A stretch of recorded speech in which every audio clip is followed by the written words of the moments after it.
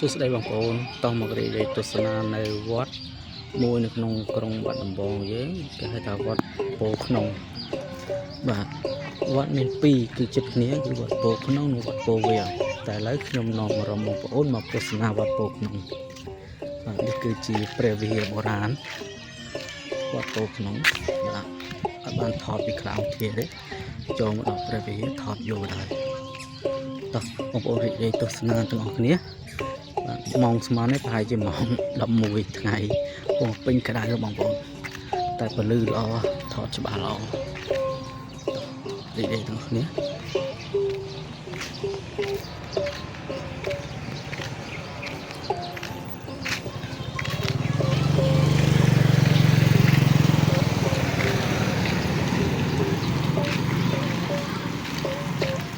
មានដើមឈើមួយលុបនៅក្នុងវត្តគឺមានសាលារៀនផងដែរដឹងជាសាលាបឋមឬក៏សាលាអនុនេះគឺសាលាបឋមសិក្សាព្រោះមានថ្នាក់ទី3ទី4នេះបាទខ្ញុំនៅក្នុងក្រុងបាត់ដំបងដែរប៉ុន្តែចេះតែជិះទៅវៀងឡើងវៀងទៅជិះកាត់ណាដែលបានចូលឥឡូវចូល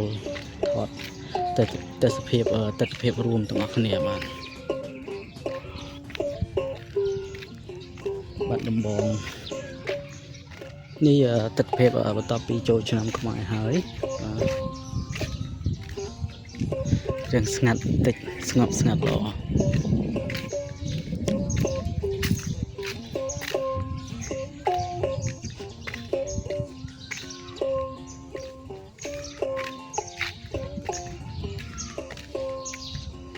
នេះច្រកទ្វារ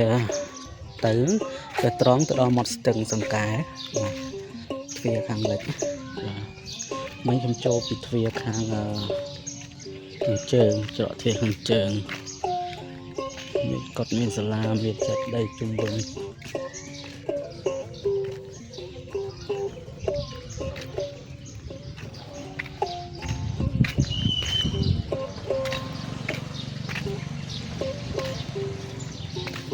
ដើរមកជុំបងប្អូន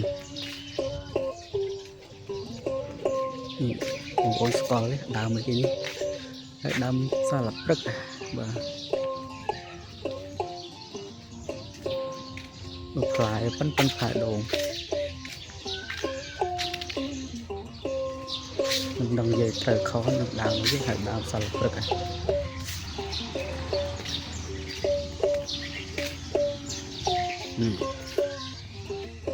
កផ្លែប៉ិនផ្លែដូង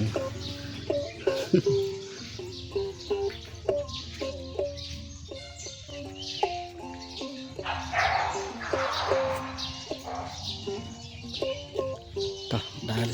មើលបន្តទៀត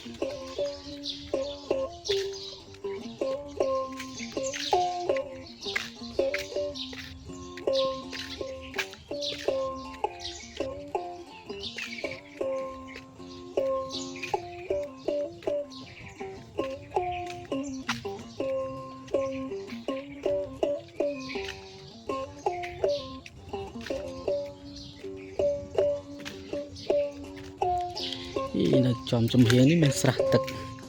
ក្បែរព្រះវិហារស្រះទឹកស្ពាននេះ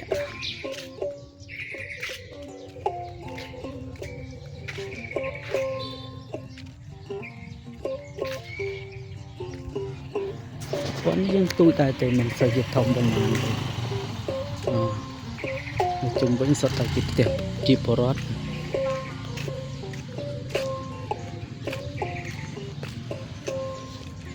ច្រកផ្នែកខាងកើតច្រកខាងកើតវត្ត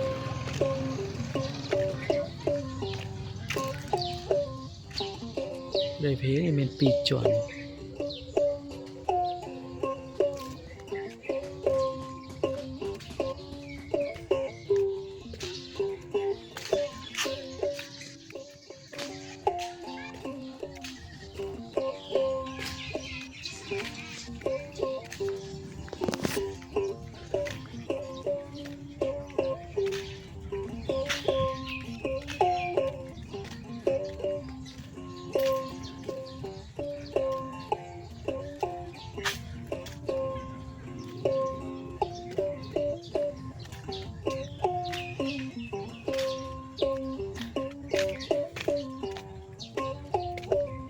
សោះយើងដើរបានមកជុំហើយអរគុណច្រើនបងប្អូនសម្រាប់ការចំណាយពេលទស្សនាវីដេអូរបស់ខ្ញុំសូមបងប្អូនជួយចុចពាក្យ Subscribe សម្រាប់បងប្អូនដែលមិនទាន់ចុចពាក្យ Subscribe រួចចុចសញ្ញាកណ្ដឹងដើម្បីទទួលបានវីដេអូថ្មីៗមុនគេអំពី Channel របស់ខ្ញុំអរគុណច្រើនជម្រាបលា